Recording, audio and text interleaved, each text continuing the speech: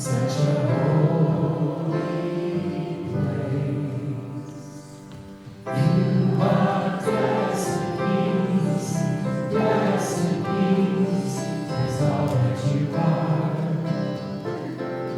You are blessed peace, is all that you are. Show the way, God, show the way. Want to live in such a state of grace. Lead the way, God, lead the way. I want to live in such a holy place. Such a holy place. You are deepest joy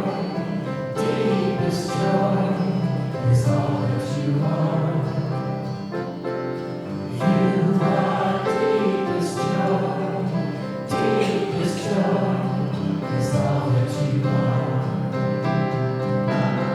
Show the way, God, show the way. I want to live in such a state of grace. Lead the way, God, lead the way. I want to live in such a holy place. Show the way, God, show the way. I want to live in such a state of grace. Lead the way, God, lead the way. I want to live in such a holy place. Show the way, God, show the way.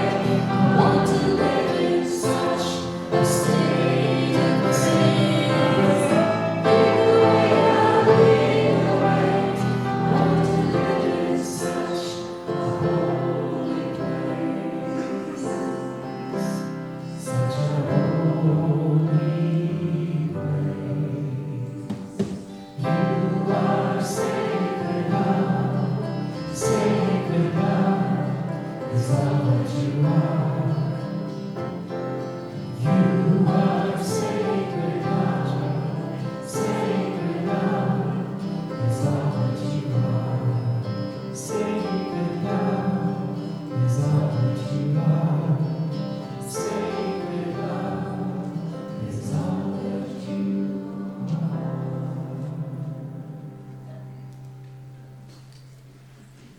Ah. Well, are you ready to energize a little bit? Yeah.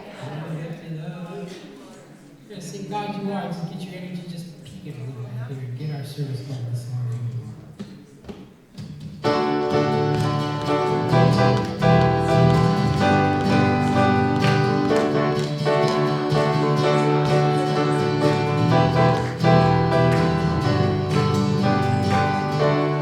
God you are, every mountain, God you are, every ocean, God you are, every canyon, every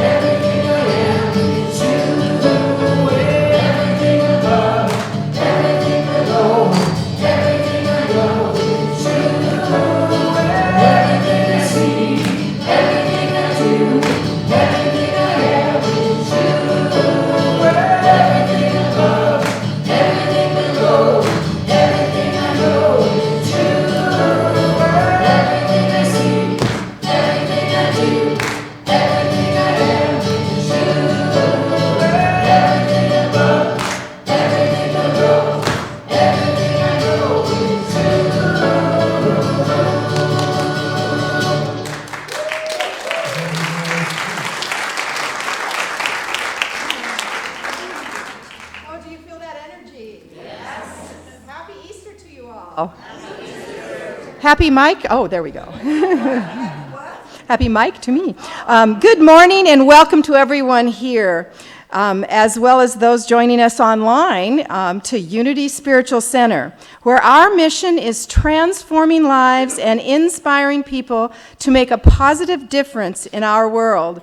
My name is Mary Teresa True, and I'm honored to be your host today.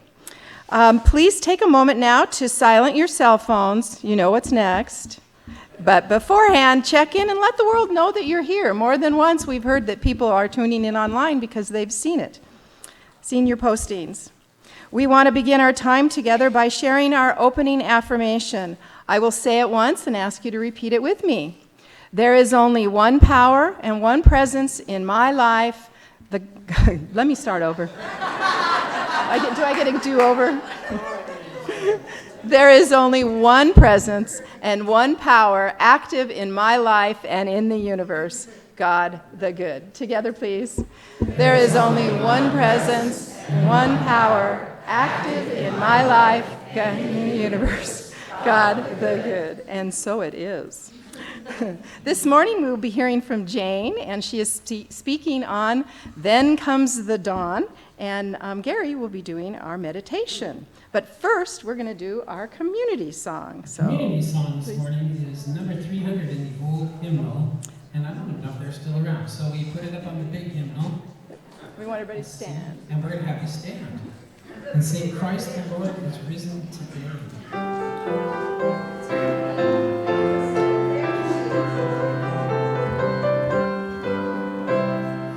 Christ the Lord is risen today. Hallelujah. Sons of men and angels sing. Hallelujah. Praise your joys and triumphs high. Hallelujah. Sing ye heavens and earth reply.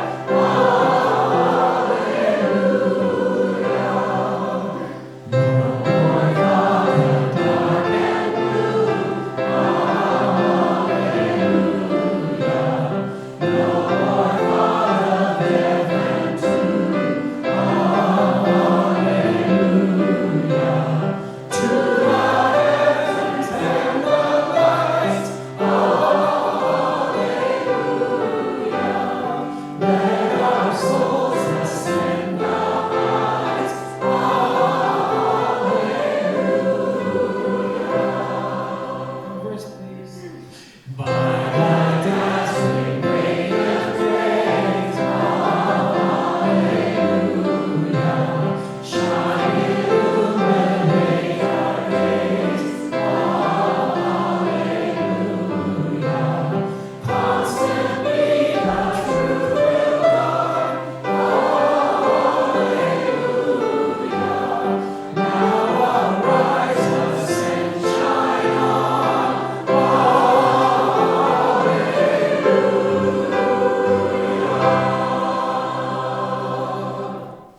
That was awesome.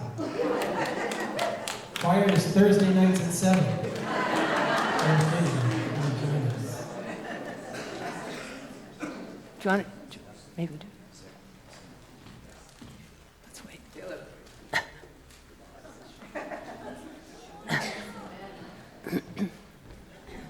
All right, I have an announcement to make. Yeah, I know. This is a part of the announcement I'm trying to make. All right, I wish to make an announcement. We want to bring forth, we've just recently hired our new AV multimedia specialist for the sound booth. I want to welcome Caleb Stein. So come over here. So we want to make sure that we warmly welcome Caleb, and he's new to Unity, so don't mess with him, okay? All right, so He's got the eye thing. anyway, so we want to, so he's going to be fulfilling the accountabilities for the sound booth, and also welcoming those of you who want to also be cross-trained in that very important function. So thank you so much, Caleb. All right. Yeah. See you.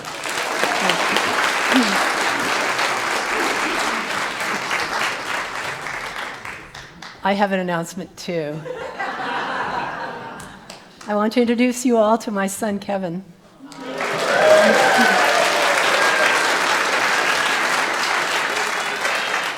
Kevin is in the Canadian military, and proud for that. You notice Canadians can grow beards in the military now. And the hair can be that long as their beret fits over top of it. I know that too. Yeah, you can also smoke pot too. That's true. Yes. Sorry.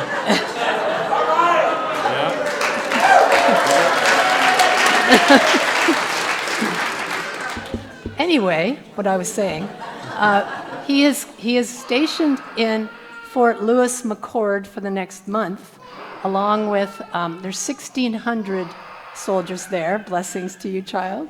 And so there's Canadians, U.S., British, New Zealand, Australian soldiers all coming together, and they're doing like a combined something or other, which I have no idea what it is, but that's what they're doing. And but he had the weekend off, so he's been with us all weekend, and we have to have him back. He has to be back in his barracks at a certain time today, and so we're gonna have to leave pretty quickly after the service. Otherwise, he'll be AWOL, and we don't want that. And so I want to say hello to all of my grandchildren who are tuning in. And Kevin, you wanted If I to. could say, send my love to my beautiful wife, Kira, my sons, Alexander and Julian, and my daughter, Brianne. Yeah. Okay. Thank you.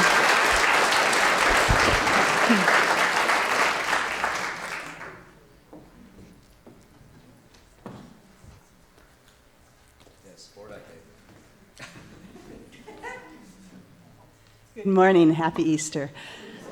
I'd like to invite any of the current board members who are present to please come up front.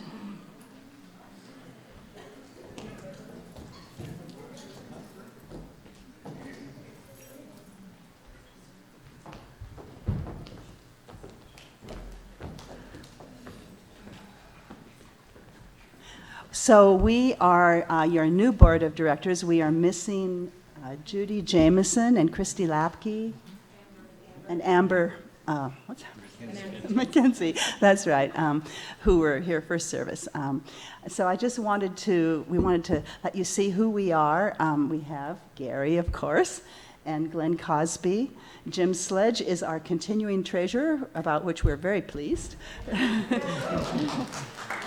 Gary Howard and Jane and Karen Dunmore. And oh yes, and Jackie Green, who's always with the children. And I'm Joan Breckley, and I am your new president of the board. And our vice president is Judy Jameson. Amber is our secretary.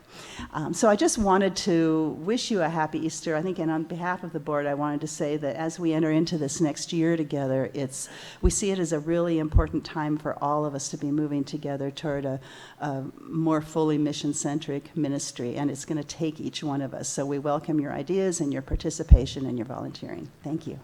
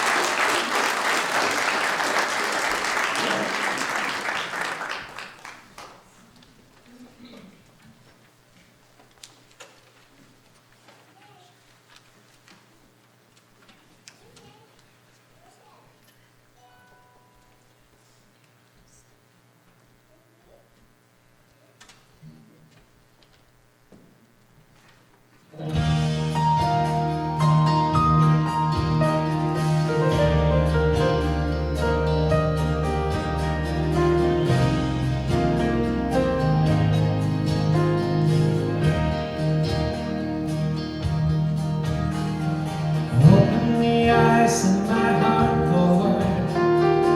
Open the eyes in my heart. I want to see you. I want to see you. Open the eyes of my heart, Lord. Open the eyes of my heart. I want to see you. I want to see you.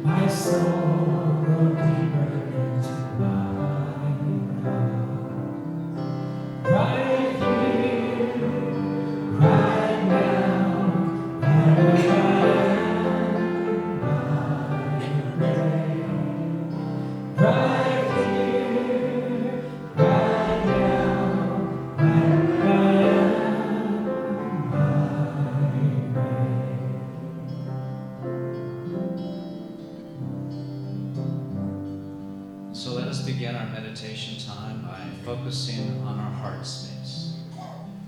And as you bring your attention there, let us all bring into our awareness someone or something that we appreciate. Simply think about people that you love, that you cherish.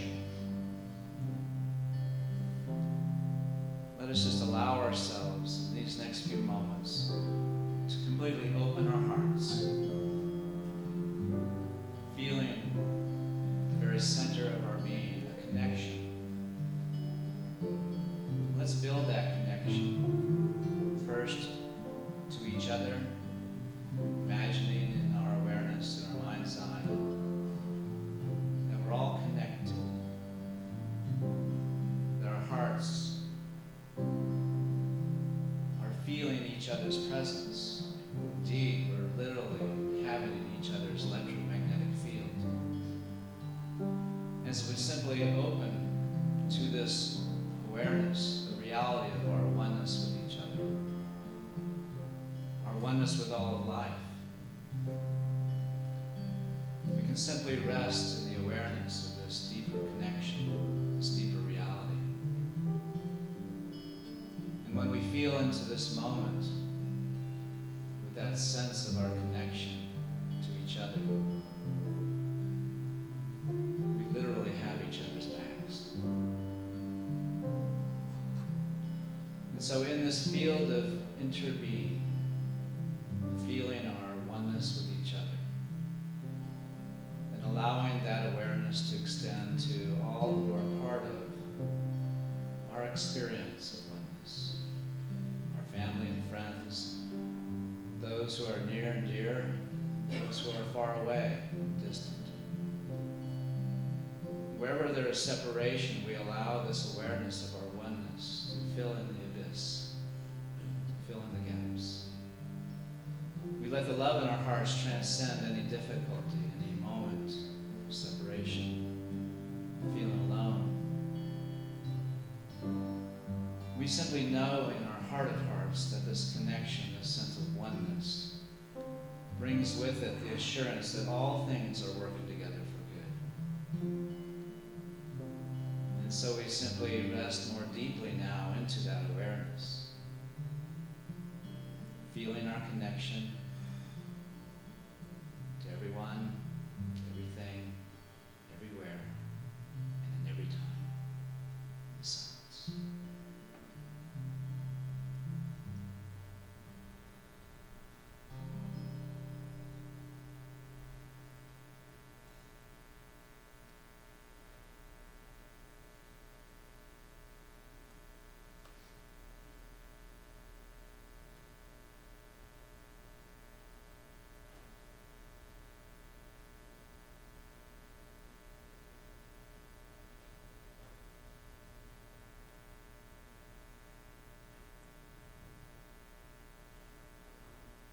Breathe in and release. Breathe in and release. So let us release ourselves now in the care and keeping of this greater presence that is our oneness, our interconnection, the web of life. And as we give thanks for that which is making its way right now into our life, that serves to fulfill a greater good that we are now here to express, we give thanks. So for the healing, for the prospering, for the fulfillment, for the renewal, for the comfort, we receive it all. Thank you, God. So it is. Amen. I feel my love go deeper, my love go deeper, and with the I go when I pray. I feel my love go deeper, my love go deeper into my God.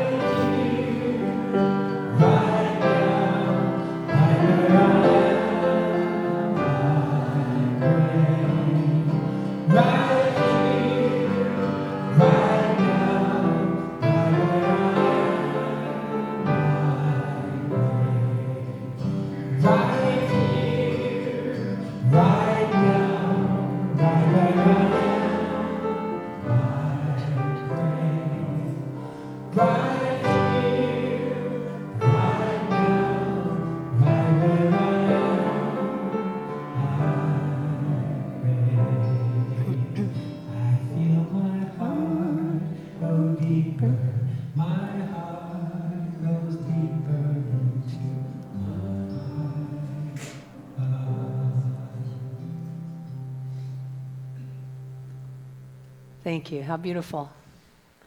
Isn't it beautiful?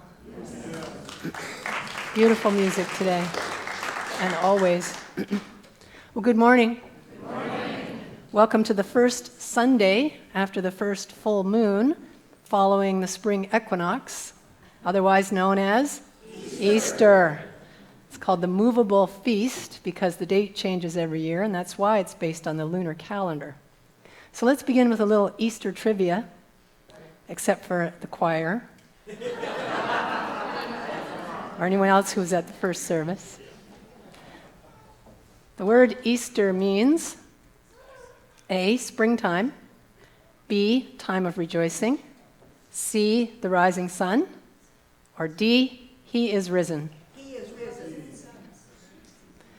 Actually, it's C, the rising sun.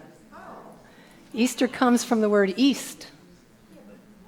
It was originally celebrated as a welcome of the return of the sun in the springtime. And it was a tribute to the goddess Istra, the goddess of spring. And so the early Christians were pretty masterful at taking pagan ritual that was being celebrated at the time and Christianizing it. So a ceremony of fertility and new life, bunnies and eggs, became a celebration of the resurrection of Jesus, and the rising sun became the rising sun, S-O-N. And so there is some question as to whether the Easter story is true or not. Is it a narrative of an actual event? Did it really happen? Did a man named Jesus physically rise up 3 days after being put to death? Or is it a legend of some kind that grew up around his ministry? A mythological fable that also weaves its way throughout many religious traditions and ancient cultures? Or all of the above? What do you think? So here's what I've come to believe. It really doesn't matter. Because whether it's an accurate account of true events or if the story is a mythological legend, the importance of it is the truth, capital T, that is contained within the story. And that truth can transform our lives as we look within, as we find internal meaning from it. Unity looks at biblical scripture with a metaphysical eye, metaphysical meaning beyond the physical. And all of the stories contained in scripture, from Adam in Genesis to the risen Christ in the Gospels and beyond, everything in between, is seen as a piece of every soul's journey of self-discovery. We can learn from each one of those stories. They each contain a kernel of truth that we can extract and use in our own path as we see the metaphorical truths that are encoded within. So the story of crucifixion and resurrection is one that we find in many cultures, many traditions, many legends. It's found in Egyptian and Zoroastrian mythology, stories from ancient Greece and Persia and Scandinavia, Druid and indigenous traditions. All of it's in there. It describes the heroic journey that we're all on, this crucifixion and rising up. It's part of the deal. And so all of the characters in the stories in Scripture are hidden within our own psyche. They're within us. And all of the events in Scripture have metaphysical correlations in our lives. And that includes everyone and everything found in the great drama of the Easter story. Whether it's Jesus being betrayed by Judas, or being denied by Peter, or being falsely accused and plotted against by Sanhedrin, we can relate to this story, can't we? From our own internal understanding, from our own lives, beginning in our own relationships, our situations in life. How many of you have had times of betrayal in your life? Anyone? Yes. Or someone you trusted let you down. Or times of denial, where someone just didn't see you for who you were. How about unjust and undeserved accusations? Has that ever happened to you? You've been judged by anybody? Right? I mean, many of us can relate to, in some way, to these crucifixion type experiences that are part of the heroic journey that we're all on. And this story contains many things that we've experienced: disappointment, rejection, judgment, suffering. It's all in there. However, in order to have transformation in our lives, the time comes when we have to stop looking outside of ourselves for the causes of our challenges and remember that every character represents something within us. We have our own Judas and Peter and Sanhedrin right inside. Don't you hate that? Really. And each of the 12 disciples metaphysically represents one of Unity's 12 powers. Judas symbolizes, who knows? Life, interestingly, the power of life. Elizabeth Sand Turner, in her book, Your Hope of Glory, writes, in Judas we find unredeemed life forces that, unless handled spiritually, betray the Christ, or the spiritual self within. Judas refers to that part of ourselves that looks outside, seeking satisfaction, the part that can pour our life energy into addictive behavior, looking for what can only be found within ourselves.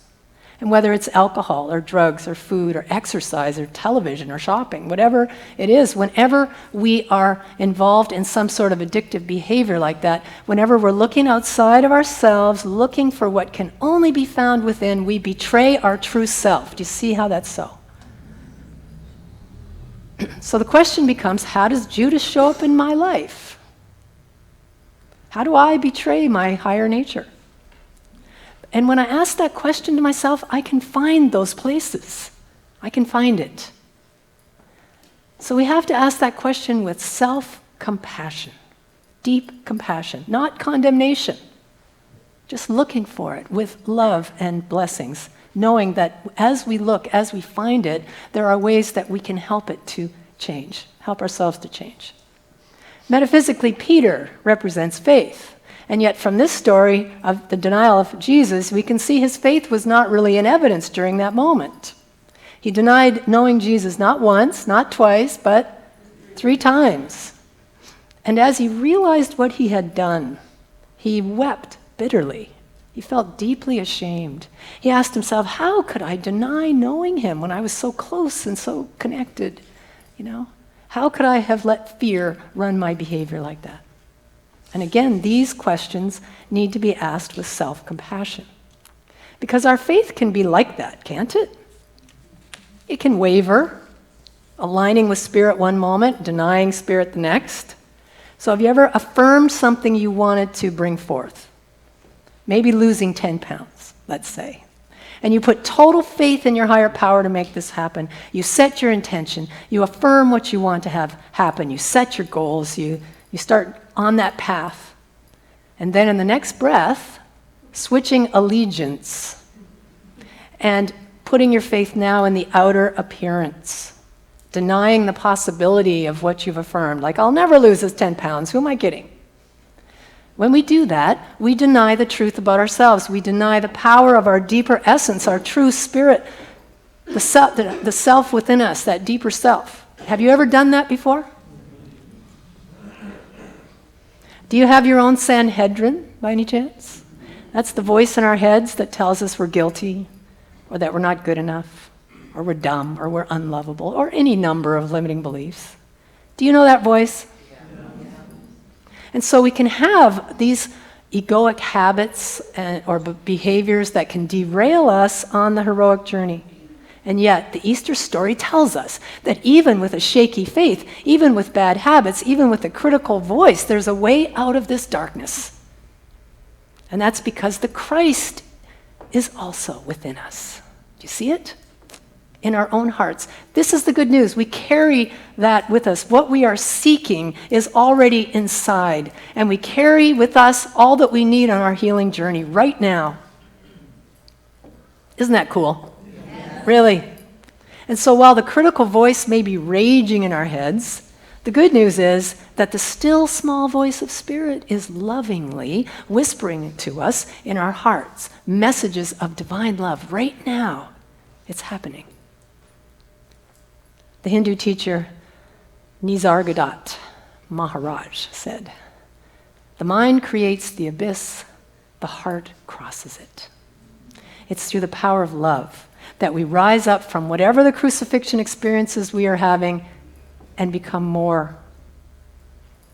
My talk title this morning is Then Comes the Dawn, because the truth is that every dark period we may be going through carries within it the light of awakening, the dawning on our minds as to the deeper truth of our divine heritage. We are all expressions, we are experiences too, but we are expressions of the universal intelligence, the one life that's living itself through and as each one of us. We are inlets and outlets of the divine. And awakening to this truth, that's what the Easter story is ultimately about. And it happens through the power of divine love. Love changes everything, as we heard last weekend so beautifully in Broadway.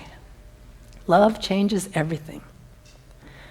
Last week, Mary Teresa shared a Marianne Williamson quote with us, and I thought it made a perfect capturing of what this all means. And the quote reads, "Think of everything you've ever experienced that was painful. That's the meaning of Good Friday. Think of all the ways that love ultimately healed your heart. That's the meaning of Easter. It's a journey of the heart." All of the painful moments of our lives can be healed through the power of love. I believe that at my very core. Do you? Yes. So what crucifixion experiences have you gone through? It could be a deep loss, a depression, illness, relationship woes, prosperity issues. How have you suffered? Well, the message of Easter is one of hope, of renewal, of holding to the truth that after the storm, the sun comes out, and the deepest darkness, the light dawns in the midst of that. But here's the thing. Before we get to the light, there's a little more we have to do. We have Saturday to get through. You ever wondered what the disciples did on Saturday? We hear a lot about Good Friday and Easter Sunday, but the only scriptural reference to Saturday says they rested, keeping in with the commandment. It was the Sabbath. Well, they may have rested from physical labor. How much rest and peace do you think they actually got? When we go through a major loss in our lives, like a relationship or a job, how much rest or peace is there for us in that moment? So Saturday is considered liminal space between what was and what's next. It's an in-between time, very crucial time of mourning and grieving and questioning. What else could I have done with a different outcome? Why did I let fear overcome me? It's a time of wandering in the wilderness, feeling like nothing's happening. And yet, under the surface, plenty is happening. And of course, our Saturdays are not limited to the calendar. We walk through them all the time, don't we? We have an inner crucifixion experience, a loss of some sort. Then Saturday comes, and we have to walk through that. We have to walk through the emotion, the sense of betrayal, the feelings of anger and emotion, and grief, whatever shows up, sadness that come with that.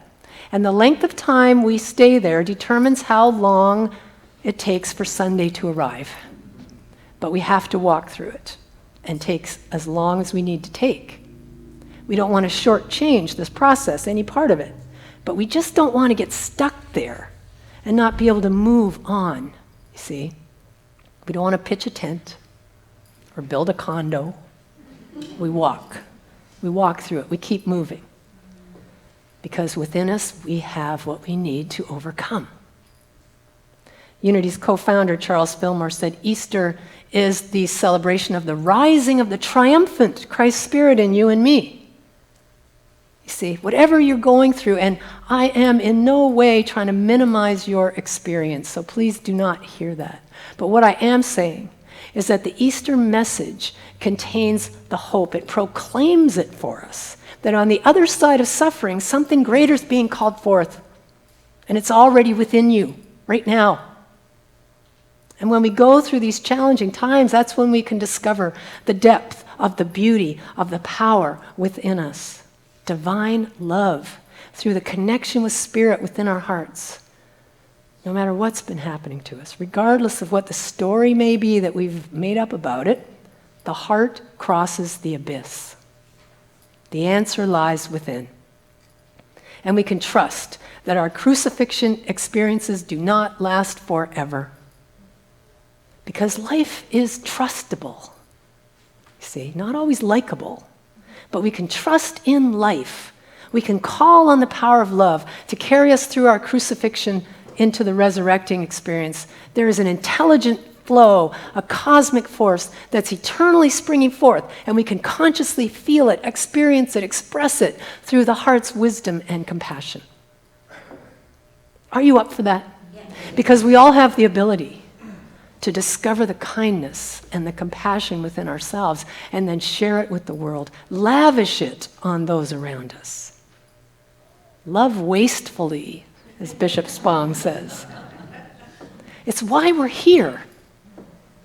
It's the reason we're here, as expressions of the one life. So where in your life can you ramp that up? Can you ramp up the love and the compassion in your heart and share it with the world? Because you never know what the effect will be on another. You never know what crucifixion experiences our fellow travelers in life are having. Kindness is always appropriate. I love the Dalai Lama's quote, "Be kind whenever possible, it's always possible." So do not underestimate the power of love to change lives.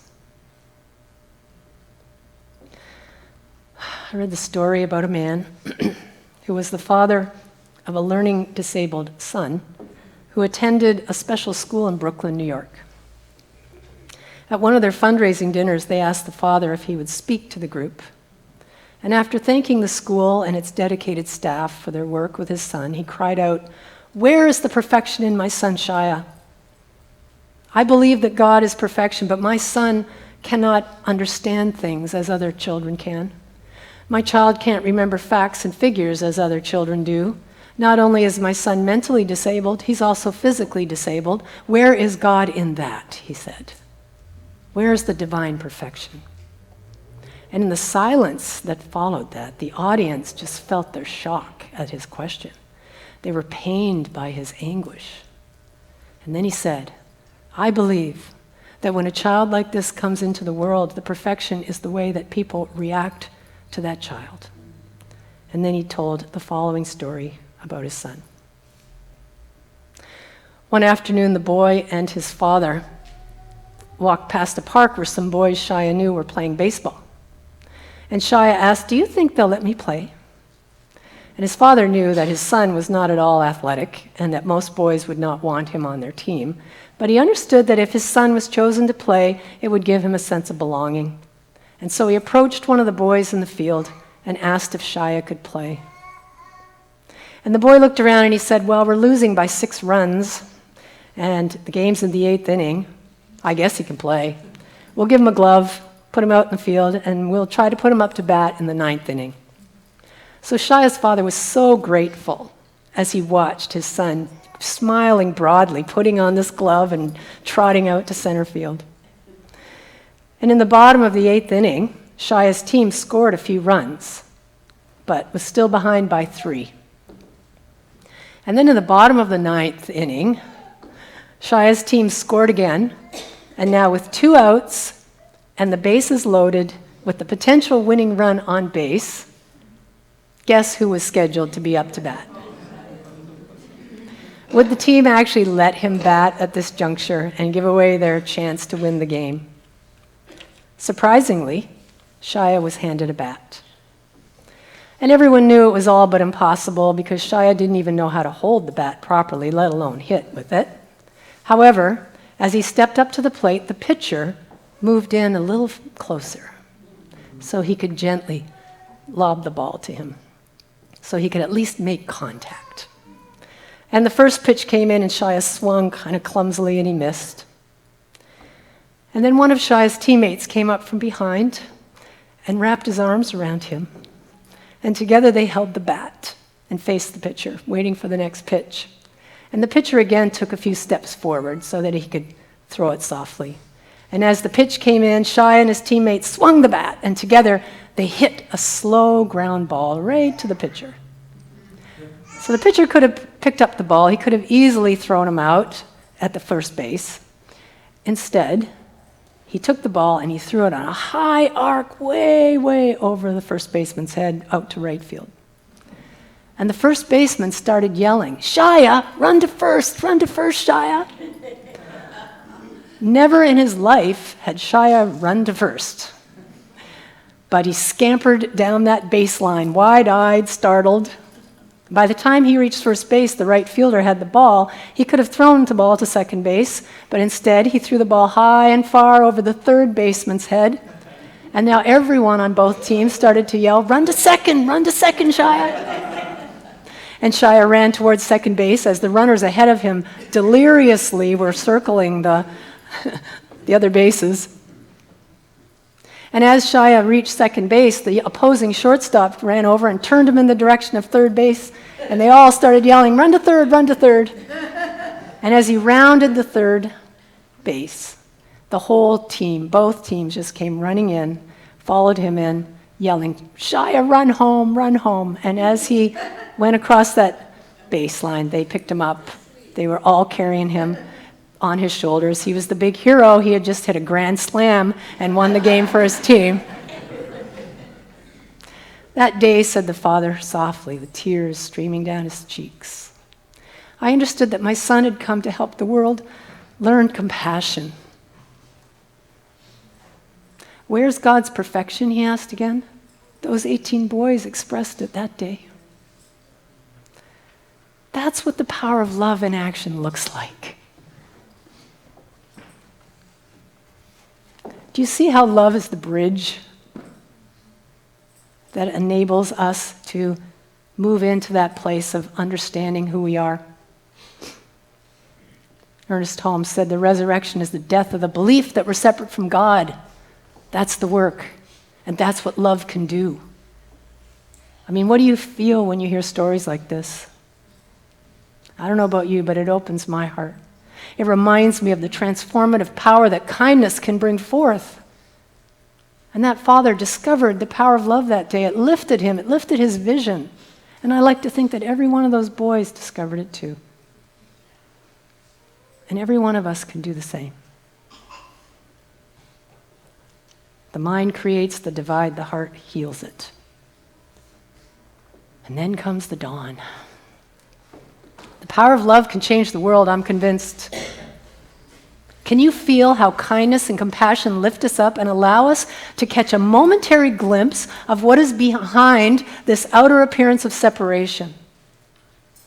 Divine love activates that. It activates understanding and insight into how to go about truly transforming our lives. And the light dawns. We're never separate.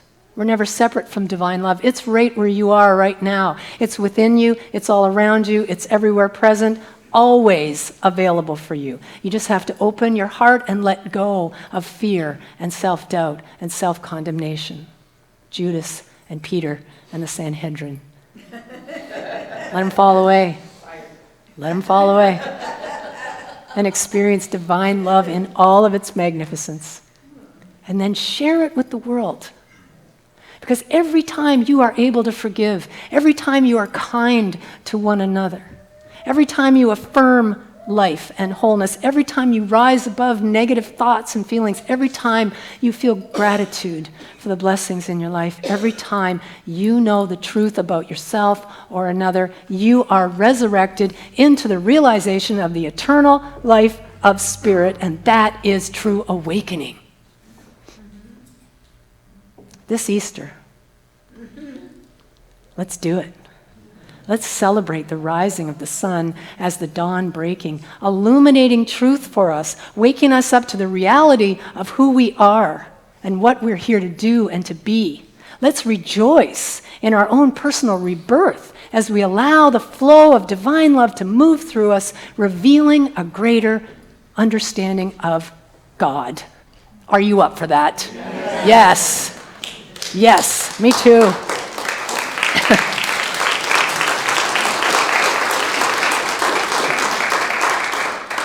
I've got one more sentence. A new day's dawning. Can you feel it? Happy Easter.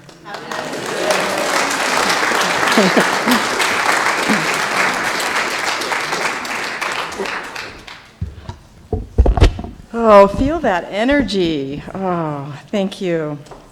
Unity stands for peace in the presence of conflict, for love in the presence of hatred, for forgiveness in the presence of injury. Unity honors the many names for God, the many paths to God, for we know that there is only one power, one presence, and one life. So whoever you are and wherever you are on your journey of transformation, you are welcome here. We would especially like to welcome anyone who is here for the very first time. If this is your first time here, would you and feel comfortable raising your hand, our ushers have a gift packet for you. Is anyone new today? Here for the first time? Anybody? Yes, we have some. There we go. Our ushers have a gift packet for you. On the outside of the packet, there is a form that you can fill out to be added to our mailing list for our weekly e-newsletters and updates, and our quarterly newsletter. If you are interested, please fill it out and drop it in the love offering bag as it comes around instead of giving a donation today. Also, after the service, you can take the packet to the barista stand and get a free beverage of your choice, and you can take it to our bookstore and get a CD of today's talk. If you have questions, please ask anybody with either a badge on or the yellow scarves. If you did not fill out a name tag before services and would like one, you will find one in your seat pocket in front of you.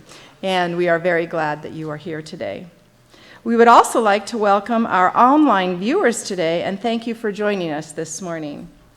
Now it is time to welcome and greet everyone with a handshake, a hug, a high five, a way, a namaste, a curtsy, whatever works for you. Please do that and stand for our welcome We're song. going to sing together in song.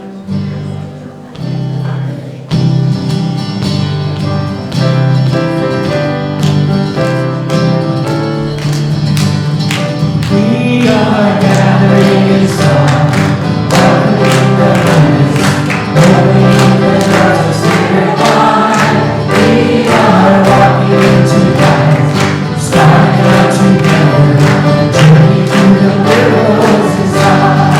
We are gathering in song, welcoming the oneness, knowing the darkness spirit wide. We are walking tonight, starting out together, journey through the miracles inside each other.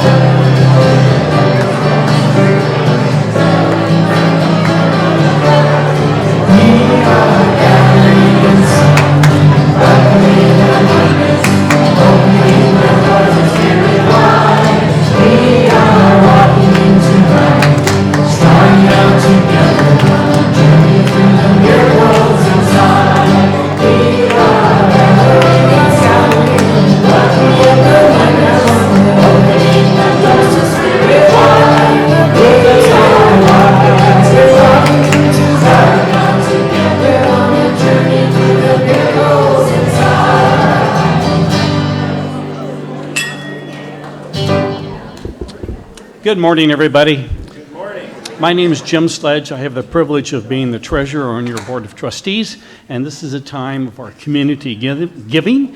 And whether it's through some form of automatic giving or writing checks or that funny stuff, that paper stuff, we appreciate and are grateful for your gifts to this spiritual center. If you would take that thought of generosity and gratitude into your heart as we go ahead and say together our prosperity blessing. Together, I know that my giving blesses and multiplies all that I am, all that I have, and all that I give and receive. I give thanks for the abundance that is mine to share, and so it is. Well, after our show last week, Dr. Jane came up and asked me, she said, are you going to do that Jesus Christ Superstar for Easter Sunday morning? And I said, no, I wasn't planning on it. And she said, well, I think it'd be great. I said, well, but the problem is there's a Mr. Mistopheles is in the middle of that. And then I said, there's some Evita. I don't really know that would go over real well. She said, I said, but you're right. The last song, Memory, I said, it begins with a new day has begun. What was the title of the talk? A new dawn, a new beginning. So if you missed our show, you're going to get a little reprise. Hey, that's fantastic. And it's fun for me to share with you that our gross receipts from that show was $10,800.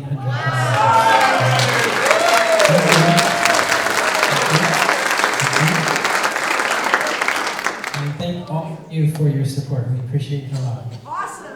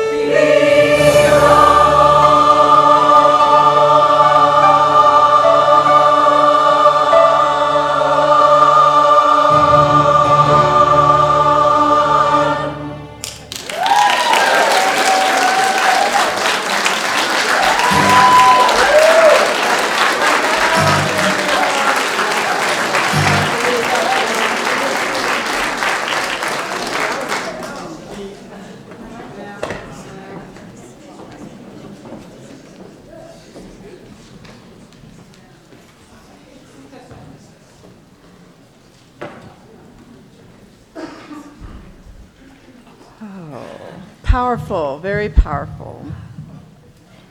We give thanks for these gifts and for those who have given them as we send them forth to bless our world. And so it is. Amen. And as we give thanks for these gifts, we want to thank and give gratitude to the choir who just exited.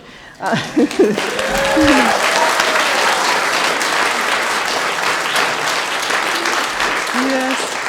For the wonderful job on Broadway on Bernard. And I also personally want to thank the chaplains for helping with Good Friday service on Friday. This morning with breakfast, it was wonderful to be able to serve in that way.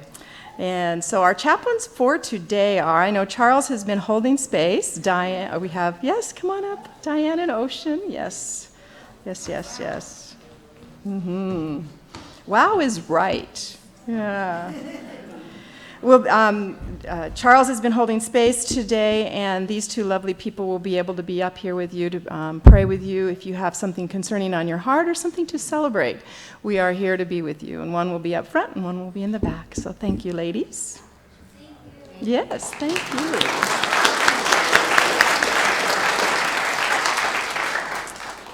You can also fill out a prayer request if you'd like, found in your seat pocket in front of you, and put one of our prayer boxes. We have one up here and we have one out in the foyer.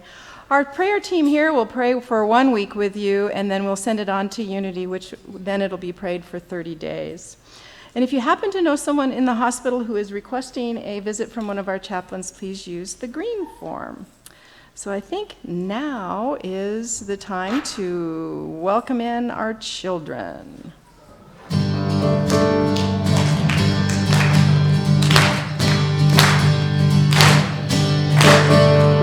are singing for the stars are bright. We are singing for the stars are bright. We are singing for the stars are bright. We are singing for the stars are bright. We are singing. Oh, we are singing for the stars are bright.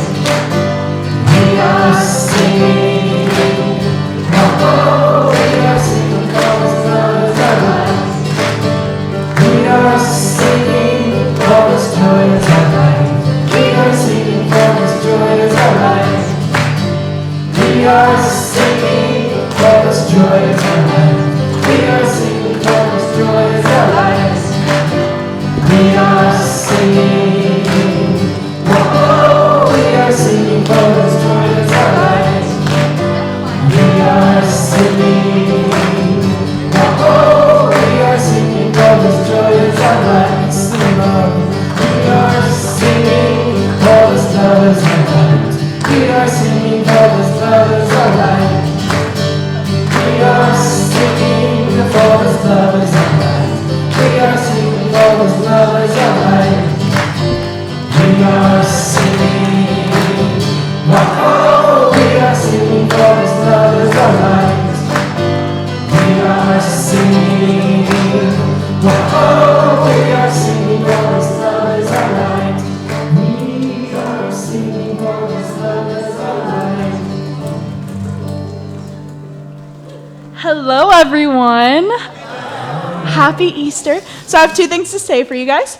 One, I would please like to remind everybody that this is a fragrance-free zone. My dear friend Liz had a asthma attack earlier because there was a lot of scents in here, and I would really love for her to go to IYOU with me. So please try not to kill Liz. We love Liz. And then second of all, I wanted to just come up here and talk to you guys and thank you for your support in my YOU journey. If you have not heard, I recently got elected as regional officer, well, co-regional officer.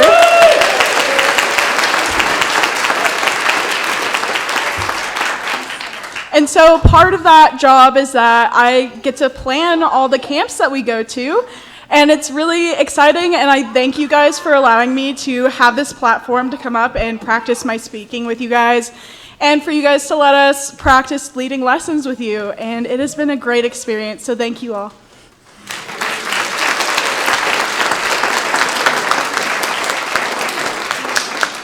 If you're like me, it's an honor to be able to support them, huh?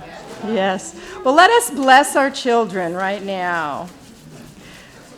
Be the love you are. Sing the song you hear. Share your joy with life, with people far and near. And let us bless ourselves. Be the love we are. Sing the song we hear. Share our joy of life with people far and near. All right. So children, please go and find the people you came with. Show them your butterflies.